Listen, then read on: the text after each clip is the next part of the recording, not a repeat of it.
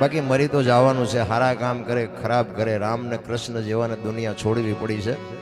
તમારું મારું કાંઈ હાલે નહીં. કેટલું જીવાય એની બહુ જરૂર નથી, પણ કેવું જીવાય એની જરૂર છે. ખરેખર ધન્યવાદ છે કે વાહે પાછળ આવા સંતાનોને થોડી ખબર પડે છે કે મા બાપની વાહે 5 નામ ઈશ્વરના લેવરાવી. બાકી આ પૈસાવાળા છે ઊભા વાહડા જેવા રખડે, માન બાપ મરી જાય 2 મણ ગાયું ખડ નથી દેતા, અને કોઈ ભેગું બંધાયું નથી. વાતું બધા કરે છે, હારે ક્યાં લઈ જવું છે, પૈસા તો હાથનો મેલ છે, લાવો એક બીડી તો ઉખાડીને લઈ આવો ને એક જોડી. એમ નથી બાપુ, હયેથી છૂટે એ કરી શકે, છૂટતું જ નથી. મોટા હતા મહીપતિ, ગજબ હતા ગંભીર, સબળ જેના શરીર, મહાણે દીઠા મેકરણ કા, કંસ કૌરવ ને રાવણ જેવા હતા નહોતા થઈ ગયા. તમારું મારું કાંઈ ઉપજે એવું નથી રામ. અરે સમય મળ્યો છે, આનંદ કરી લ્યો, મોજ કરી લ્યો. અને એમાં માનો પ્રસંગ છે. મોટે બોલું માં હાથે નાનપણ સાંભળે, મલક બધાની મજા પછી કડવી લાગે કાગડા. માથી મોટું કોઈ નહીં, જડધર કે જગદીશ, સૌ કોઈ નમાવે શીશ. ઈ અંબા આગળ હાલિયા. તમે છો ને તમારી માના પ્રતાપથી છો, હું છું મારી માના પ્રતાપથી. માં ન હોત તો આપણે હોત નહીં. માના ઋણમાંથી હું તો બાપુ ગમે ત્યાં પ્રોગ્રામમાં જાઉં ને, મારી ભલામણ એક જ હોય કે માને બાપ ને બાપુ 2 ટાઈમ સારો રોટલો દેજો, જિંદગીમાં કોઈ દી મોળો દી ન ઉગે. બસ જરૂર આટલી જ છે. બાકી તો છે ને બધે દુકાનો ખોલી ખોલીને બેઠા છે. આ કાંઈ વાતમાં ભલે દુનિયા જોવા જેવી છે, હરો ફરો મોજ કરો, એની સામે વાંધો નથી, પણ લાખ રૂપિયાના દાન દેશે ને માને બાપને જોતું હોય તો 2 ટાઈમ સારો રોટલો ન દો બાપુ, એ ચોપડે ચડે નહીં. લખવું અહીંયા લખી લેજો, મારા જેવું સાચું કોઈ નહીં. માના બાપના બાપુ કાળજા ઠારો ને જો એના આતડીના આશીર્વાદ મળી જાય ને, જો વિધિના ચકડા ફરી ન જાય ને, તો આપણે ભજન ગાવાનું બંધ કરી દઈએ. ભલા વિધિના ચકડા ફેરવી નાખે. માં તમારી જનેતા છે, ઈ એક જ એક અંતરથી બાપુ ચિંતા કરતી હોય કે મારા દીકરાનો વ્યવહાર બરોબર હાલે, મારો દીકરો સુખી થાય, મારા દીકરાનું ગાડું બરોબર હાલે. આવી અંતરથી જો કોઈ ચિંતા કરતું હોય તો તમારી જનેતા. બાકી હગો ભાઈ રાજી નથી, લખવું હોય તો લખી લેજો રામ. માં તો માં છે. સીતારામ સીતારામ પધારો. માં તો માં છે. ભલા માંથી બાપુ મોટું આ દુનિયામાં કોઈ છે જ. માં બોલો ને મોઢું ભરાઈ જાય. એકાક્ષરી અક્ષરનો મંત્ર છે. હું તો એમ કહું છું કે હવારમાં આ માનું નામ અમરીમાં છે ને, એક હવારે 5 નામ અમરીમાં એટલું બોલો ને તોય તમારી જિંદગીનો બેડો પાર થઈ જાય. ભલા તમારા ને મારા હાચા ભગવાન જ આ છે. ઈ તો બાપુ છે ને બધું પછી છે. આપણા સતગુરુ હોય ને, સતગુરુ ઈ 7મા ગુરુ છે. 7મો નંબર આવે ને ઈ સતગુરુ છે આપણા. તો પછી આગળના 6 ગુરુ કોણ? આ તો ખબર હોવી જોઈએ ને. 1 2 3 4 5 6 પછી 7 આવે. આગળના 6 કોણ?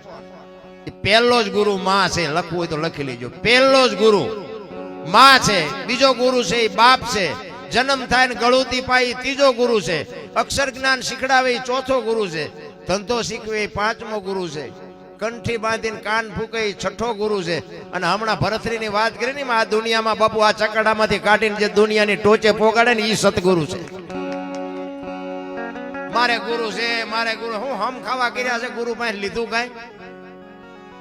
ગુરુ ને કઈ દેવું નથી, ચેલાને કઈ જોતું નથી, બધાનું હાલ્યું છે.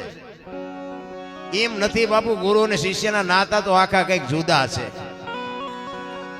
કહેવાનો મારો મિનિંગ, હું તો આ ભજનમાં હોય ને તો ભજનમાં કહું ભાઈ સમજાતું હોય તો ઉજાગરો કરજો, નકર હુઈ જાજો. 2 બગડે એવું ન કરાય.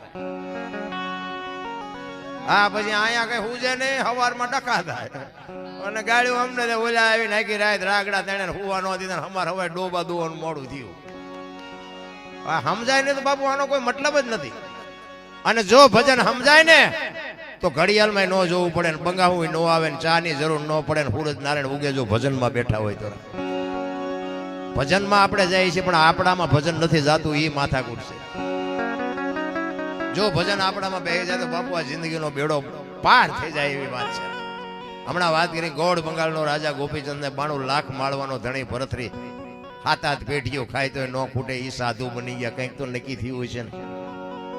આપણને નક્કી જ નથી થતું. સાચું હોય છે ખોટું હોય છે, સાચું હોય છે ખોટું હોય. ત્યાં ફડાઈ ફૂટી જાય. લ્યો ગયા. આ જિંદગીના બાપુ કોઈ ભરોસા નથી. આપણે અહીં બેઠા છીએ, સવારે કોઈની ચિઠ્ઠી ફાટી જવાની હોય, કોને ખબર છે? કોઈ બાપુ ભરોસો નથી. એક ઘડી હાથી ઘડી અત્યારે હાલતા થઈ જાઓ બસ.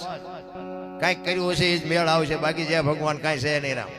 માણા જન્મે ને 2-2.5 કિલો 1.5 કિલો હોય 60-80 વર્ષ જીવે ને પછી મરી જાય ને શમશાનમાં લઈને હળગાવી નાખો અને રખ્યા ભેળી કરીને જોખો એટલે 2-2.5 કિલો થાય. વાતમાં કાંઈ છે ને વચ્ચે ઠેકડા મારવાના છે બધા. બાળક જન્મે એને એનું જે કપડું હોય ને બાળક જન્મે ને પછી કપડામાં ઉરાવવાનું હોય ને બાળોતિયું કે બાળોતિયું એને ગાજ બટણે ન હોય ને ખીસું ન હોય ને ચેને ન હોય કઈ ન હોય. અને જેથી આ દુનિયા છોડીને જાવ ને એની માથે ઓઢાડે ને એને ખાપણ કે કફન કે જે કહેતા હોય એને બાપુ કાંઈ ન હોય. ખીસું ન હોય ને ગાજ બટણે ન હોય ને ચેને ન હોય. આ વચ્ચે હાથે બુદ્ધિથી ખિસ્સા બનાવીને દુખી થયા છે. અને એ બનાવ્યા પછી ખિસ્સા ભરાણા જ નહીં. બનાવ્યા 4-4 આંગળના પણ ભરાતા જ નથી. એવા બુદ્ધિના ગાળિયા થયા છે. આપણને એમ થાય ઘરે ભલા માણાનો અવતાર. હું તો એમ કહું તમે તો માલધારી સમાજ છો બાપુ. માણા એક જાનવરને પ્રેમ કર્યો હોય એના ખોળિયામાં જીવ હોય ત્યાં સુધી જાનવર તમને માર ન ખાવા દે. અને હગા છોકરા જો બાપુ મા બાપને રોટલા ન દે તો અભાગ કહેવાય ને અવતારની. હે આપણું ગાય હોય આપણી ભેંસ હોય આપણો ઘોડો હોય આપણો બળદ હોય એને પ્રેમ આપ્યો હોય ને એ પડખે હોય ત્યાં સુધી તમને બાપુ બારવટિયા જેવા બારવટિયાને ખાઈ જવું પડે કે આમ ઠામ મારી નાખશે. એટલી હાન ઈને છે. તમારું ખડ ખાય તમારો રોટલો એક બજારમાં કૂતરું હોય તો અજાણ્યો માણા આવે તો બાપુ તરત જગાડે.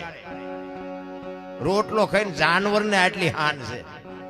માણા આખા ખેતરું ખાઈ જાય તો મારા દીકરા ભાન નથી રાખતા. અરે આ અવતાર છે આપણો. આ મહાપુરુષો તો એમ કે માણાનો અવતાર મળ્યો કાંઈ કોકને ખવડાવીને ખાજો એમ કે છે. મહેમાનોને માનવી દલ જે બાપુ દાદા મેકરણ કે ખવડાવીને જે ખાય ભેદું કવિ મેકરણ ભણે જેનો ઠાકર રાજી થાય. કોકને ખવડાવીને ખાવ ને એમાં જોકે તમારા માલધારી સમાજ આટલો આગળ છે ને એ રોટલાનો જ પ્રતાપ છે. હું આ તમારી આ વખાણ કરવા નથી આવ્યો પણ આ રબારી હોય ભરવાડ હોય આહિર હોય આ બધા માલધારી સમાજમાં આવે ને એ બાપુ કબીર બાપુની એક સાખી છે. કબીર કહે કમાલ કો દો બાતા શીખ લે કર સાહેબ કી બંદગી ભૂખે કો અને દે. આ 2 કામ તમે કર્યા ને એમાં તમારો મેળ પડી ગયો.